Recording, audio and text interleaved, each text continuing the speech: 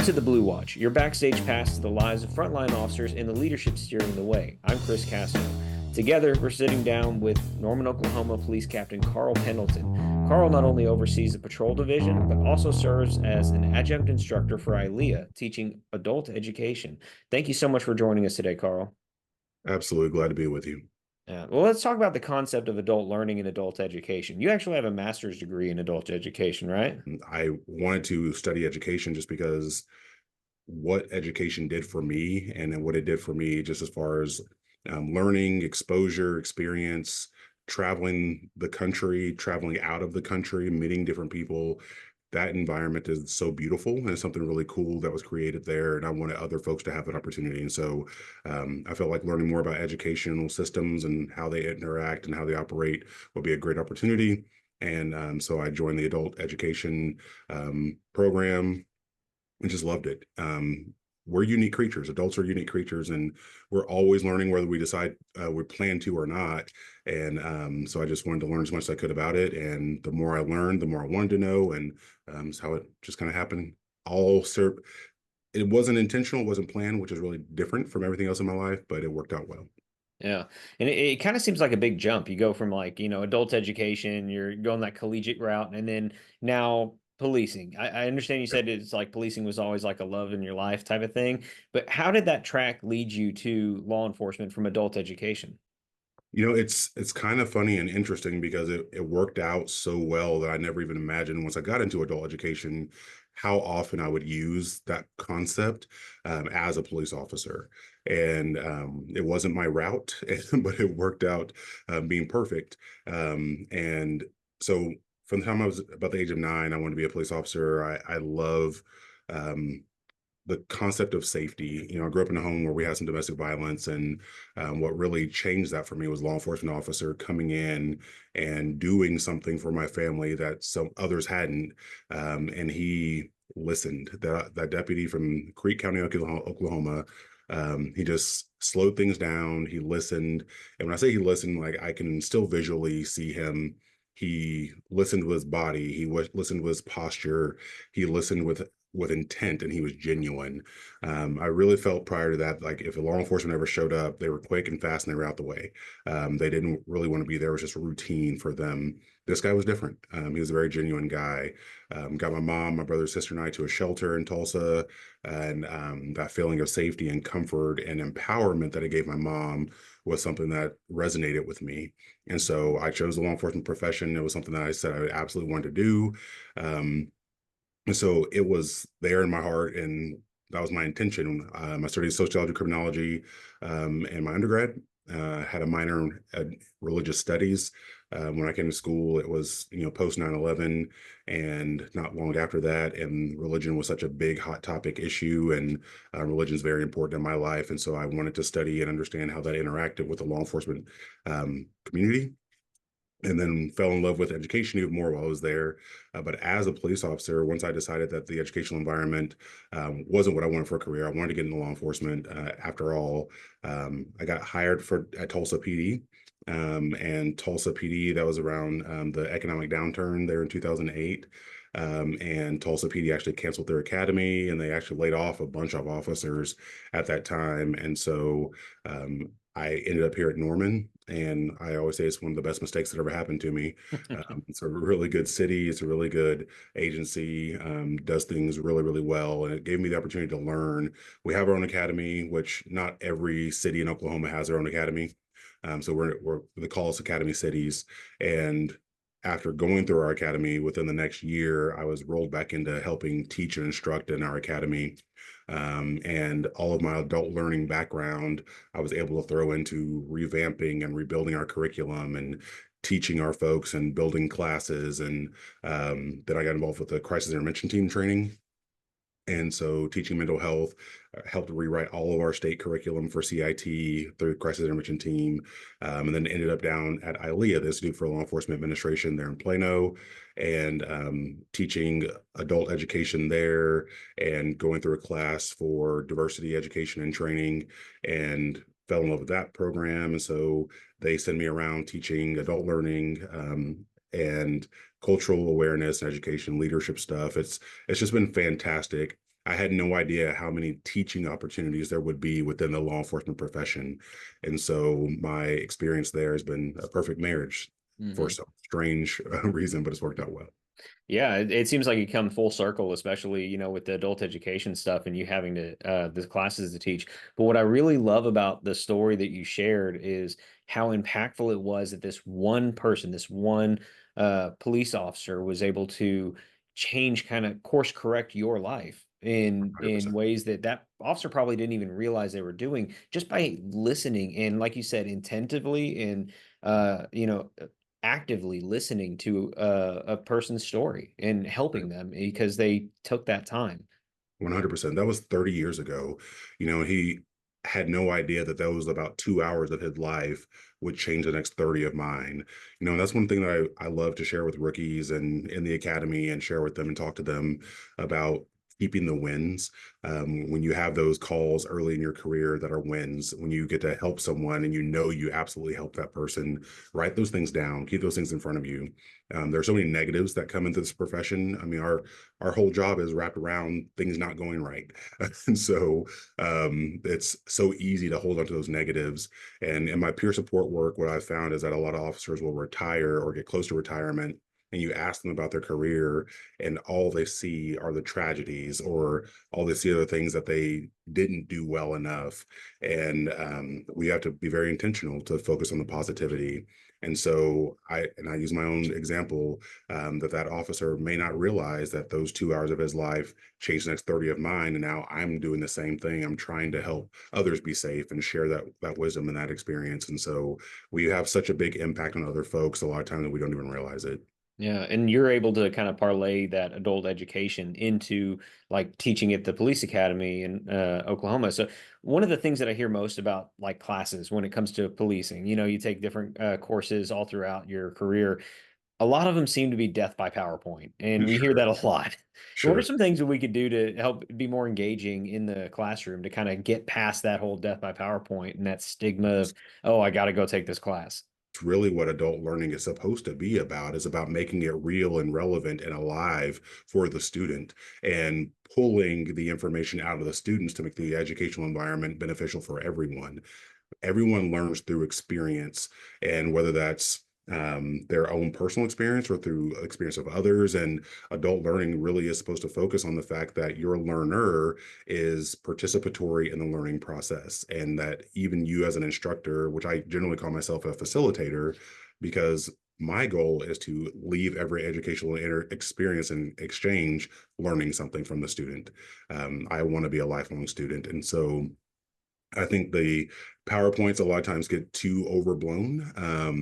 And so I think the number one thing that we can do when we're teaching and educating, especially adults, is to minimize the words on the slides. That drives me nuts when you sit in a class and there's nothing but words and people read verbatim. I actually, just a few weeks ago, went to a class and the instructor read every word on every slide for the entire presentation, and that's all he said. And it was one of the most painful experiences of my life. Oh, man, Um, when they teach you like case law and when they teach oh my you the gosh. penal code or whatever, oh my Oh, it's gosh, awful. shoot me It's now. Yeah. 100%. And so at the center and core of what I do is I try to make sure is to put most of the words that have to be there. I put them, in the notes section of a PowerPoint. I use PowerPoint most of the time just as a guide, and it gives people a reference. Um, but I think one of the most important things, if we're going to teach people and get people interested in topics, is that as a facilitator, you have to know your stuff. You have to be deeply involved in the topic and be deeply surrounded by it, so that you don't need to read from the slides. You can have a conversation with people and ask them questions and pull out their knowledge and pull out their wisdom.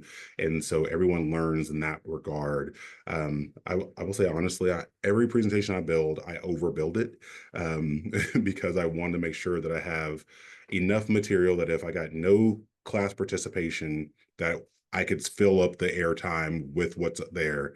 That said, my intention is to probably touch on 40 to 50% of what's actually in the presentation, because the real learning occurs not on the slides, but it occurs in that back and forth in the classroom. That's what adult learning is learning from each other. And so, hopefully as a facilitator, we're giving opportunities for people to answer questions, and we're giving them life experiences and stories and examples and using videos and technology to bring life to the classroom experience.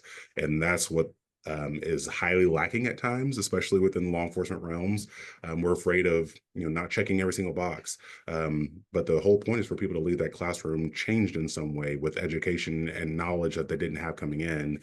And so that is the goal, and not just completing every check mark that's on that list. And so I think we just have to divorce ourselves a little bit from the X's and O's, and make sure that the intent and whatever we set down with that class to do is accomplished by the end. And it doesn't have to just be by reading the slides. It has to be by making sure that people leave there with some more knowledge.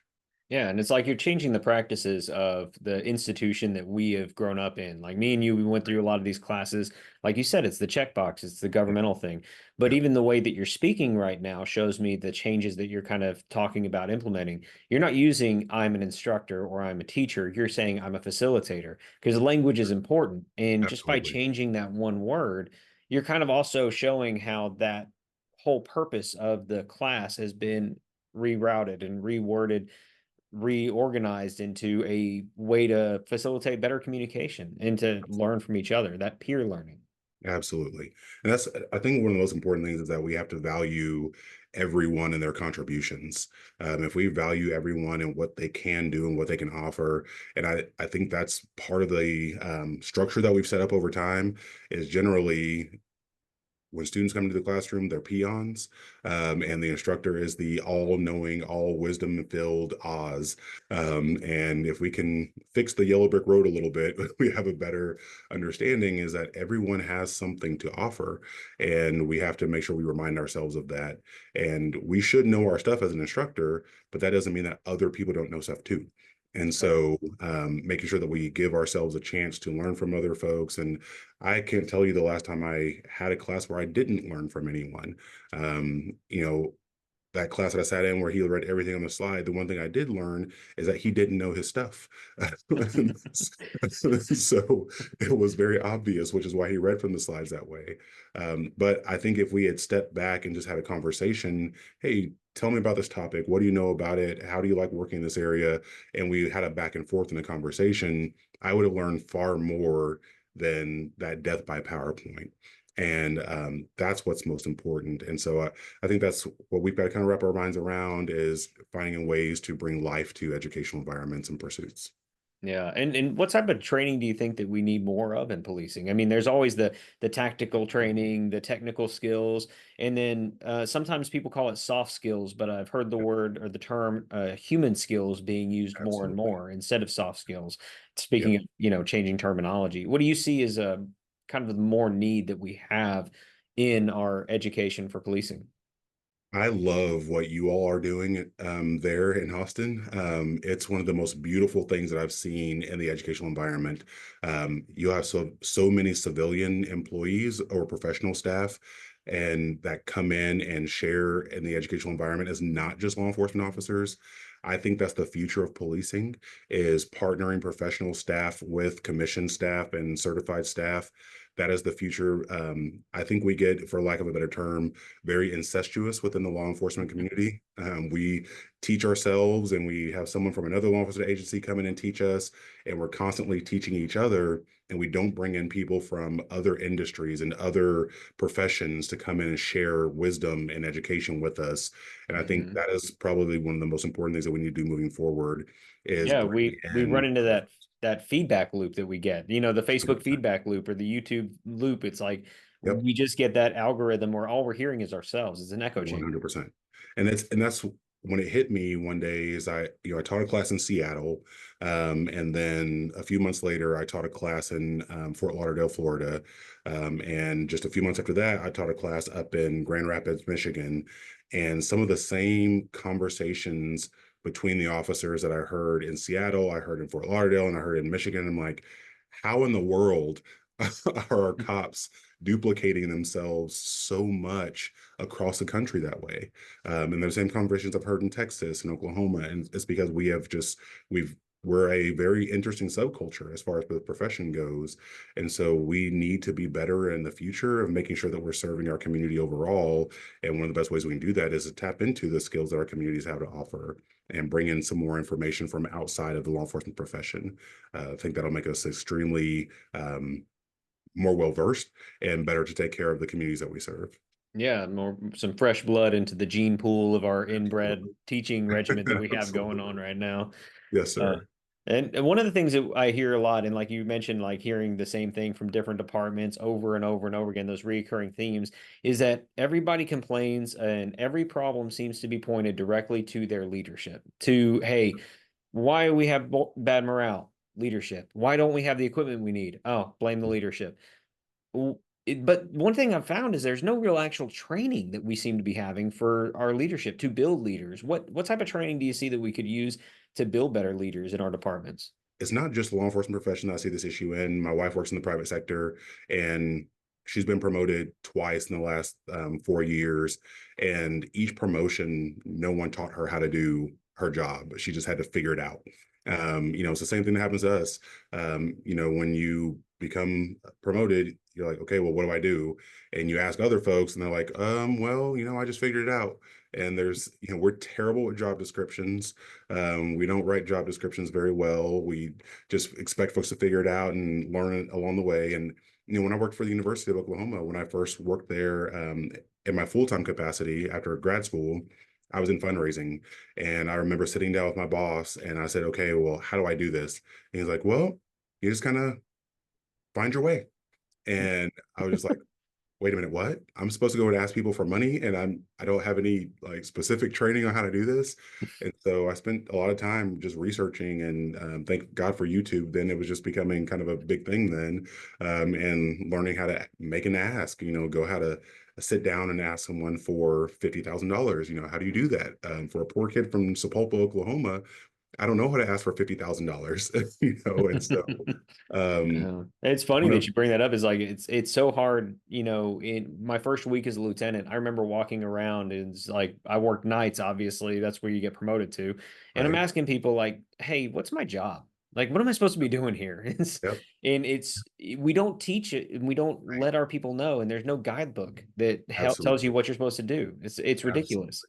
And I think that every agency is so unique in some regards because every town is unique to a certain degree. And so I hate having just one cookie cutter version for everything, but I do think that there's some value to having some basic understanding and knowledge. I know ILEA has a support and command school. In Texas requires all sergeants to go through a training within a certain period of time. I know Oklahoma requires all chiefs to go through certain leadership training within a certain period of time. And so there are some cool opportunities out there. I think it would be great if we would learn from other industries too, go to some leadership training and see how the private sector does leadership training and skills. I think that there's some value there. But I do think that there should be a minimum field training program for leaders. And I think there's some leaders who should not pass field training. There's some who should go Yes. through a process. And once they show that they don't have that ability, that they should be put back where they belong and it's not in leadership. Um, Yeah. I call it being promoted past your abilities. 100%. And it really does. It makes sense. I heard someone with a lot of wisdom one day say, hey, the reason why this person got promoted is because they were a good cop. And then you made them a supervisor of cops, which has nothing to do with being a good cop. Supervising cops is not the same thing as being a good cop.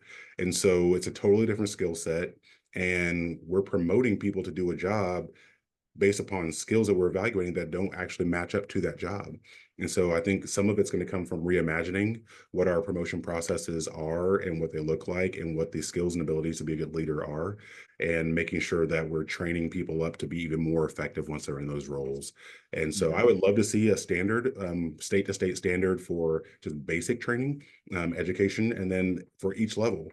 One of the biggest challenges for me in my role now, I'm the criminal investigations division captain, which I've got special investigations, I've got criminal investigations, I have our property, our lab. But the biggest learning curve for me has just been budget. I'm a cop and now I'm responsible for millions of dollars. And so I have Nobody to trained me for this way. did not have any official training for budgets. And that's I sought out some classes and did some secondary learning on how to manage budgets, and but there was no standard, and it's not, and that's pretty consistent within our profession, is that there's no standard there. And so I think that we should have some standard roles in education for each level, field training for each level, and to make sure that folks are equipped, because if no other reason, our people deserve that, that work with us in our command, and then our citizens deserve that. They need us to run as efficiently as possible, and because we all love government efficiency, right? And so I truly believe that tapping into the adult learning for the leader is critical to the future and making sure we do better. Now, we've talked before when you came and you taught at Austin for about the adult education principles, and we talked about the importance of mentorship programs. Yes, sir. Um, we were jokingly saying that I was walking around and didn't know what the hell to do for my first week on the job as, lieutenant. Some departments actually have those formal mentorship programs. Absolutely. But a lot of times those usually only last like the first year, maybe 2 years of an officer's career. Sure. How do you feel about the need for more mentors and more mentorship programs, especially at all ranks? In leadership, it would be great if we had more of that mentorship from other leaders. I'm thankful that I do have that. I'm being mentored by a fantastic young man who's been in this profession a long time. Our deputy chief has spent, probably about 30 minutes on the phone with me earlier, just giving me some guidance and direction. And he's been in this profession for about 40 years. I don't know how he's made it. 40 years in cop work is a long time. That's a So long road, man. 100%. And he was talking about how hard it was his first 10 to 15 years and not having that mentorship, and how important it is for him to share that mentorship now. And I don't know that I would have made it this far if he hadn't shared some of that mentorship with me. And so it's critical. And I know there have been a number of incidents over the years where I was ready to walk away from the profession. And when I went and sat down with him and had a conversation with him, it helped ground me and bring me back into the fold. And so it's critical for a lot of folks. And I think that's one reason why we have the turnover rates that we have, is because we don't have the mentorship. And so right now, I think it's more critical than ever. With the mass exodus we had following 2020 in law enforcement, there's such a gap and so many brand new officers. And so we really need senior officers to spend time bringing in teaching and coaching some of those younger folks, because the calls aren't slowing down, the crime's not slowing down. We've got to figure out a way to make sure that we're teaching everyone to be as well equipped as possible. I had a patrol officer come by a couple of weeks ago, and patrol and investigations always has that dichotomy of having some animosity at times, no matter where you're at. Investigations thinks that patrol doesn't do certain things good enough, and patrol thinks that investigations isn't doing anything. But it was interesting when an officer came by and he's like, why are they just standing around the hallway talking? And I asked him, I said, did you hear what they were talking about? And he said, well, no, I just saw them out there talking. And I said, go out there and just stand for a little bit and listen. And he came back and he's like, they're talking through a case. And I'm like, 100%. That talking and debating and discussing and going back and forth is how people grow and make that progress. And that comes from relationship. And that's what mentorship long term is having a solid relationship to where you can go to someone and build trust and ask some of those vulnerable questions. And it happens all the time around here, and we need to make it more commonplace and letting folks know that it's okay to do that. You don't have to hide those conversations or those interactions. They can happen right out in the open. And that, not only that, but hey, you jump in here too and learn while we're all learning together. So just make the abnormal normal. What is the greatest lesson that you've learned in your career? Because we talking about education, but there's a lot of lessons that we learn from others. What about you? What is the best lesson that you've learned and something that you would love to, see more of in policing? That's a really deep question. I'll give two things. I would say that when I came into the profession, I had a mindset about what I believe that law enforcement officers were. Growing up as a young Black kid in Oklahoma, and growing up as a young man who had a grandfather who grew up and lived in the Deep South. My dad was raised in the Deep South. And even though I had interaction with law enforcement that was meaningful and important, I still had a lot of doubts getting into this profession about how I was going to interact with cops and how their impact on the community would be. And I will say one of the most impactful things that I've seen is that cops are some of the most soft-hearted and like just kind people who want to help. The level of sensitivity amongst law enforcement officers is so much higher than the general public would ever believe. Most of the things that officers do that are genuine things, it's because they genuinely care about folks and they don't want people to recognize them for it. They just want to help and they want to do the right things. And so I think that's been one of the most impactful things to me is to see some of the self-sacrifice and the helping nature of some officers, just the giving heart that they have, going and replacing doors for victims who had their doors kicked in, buying shoes for an unhoused person who doesn't have shoes, buying a car seat for a family instead of just writing them a ticket for not putting their child in the car seat, going and buying it and putting it in that car for them. Just a lot of really incredible things that I've seen folks do in this profession has been impactful for me. And it's part of the reason why I've stayed in the profession is because it is not necessarily what I was raised to believe as far as profession goes. And so that's been really impactful. And also just the number of times that being trusted by the public to protect them and help them has meant to me.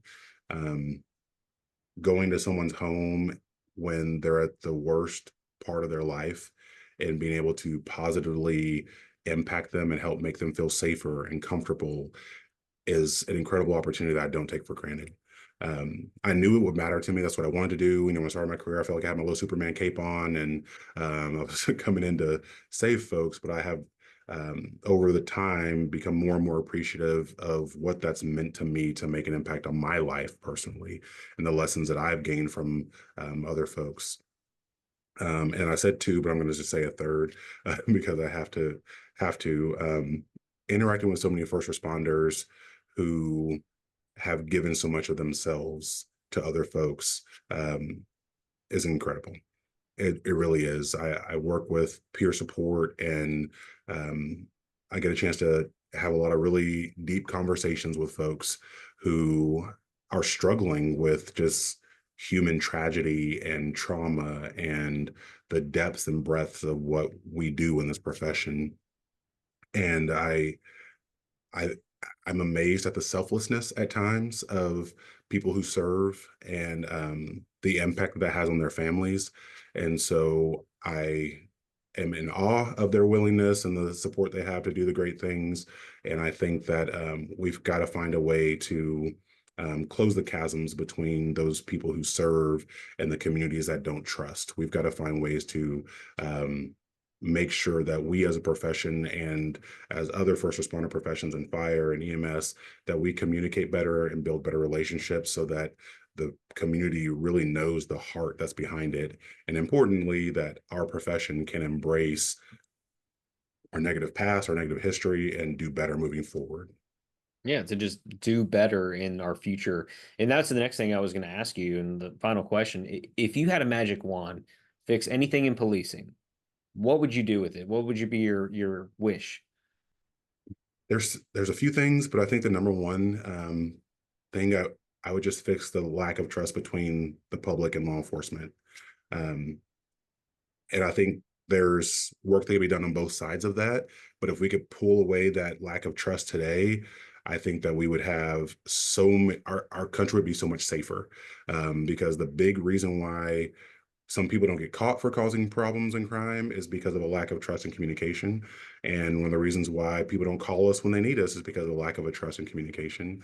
And we have a big role to play in that in our profession. We have a big role to play in continuing that gap. And so I think that the big gap that's there is all based on trust.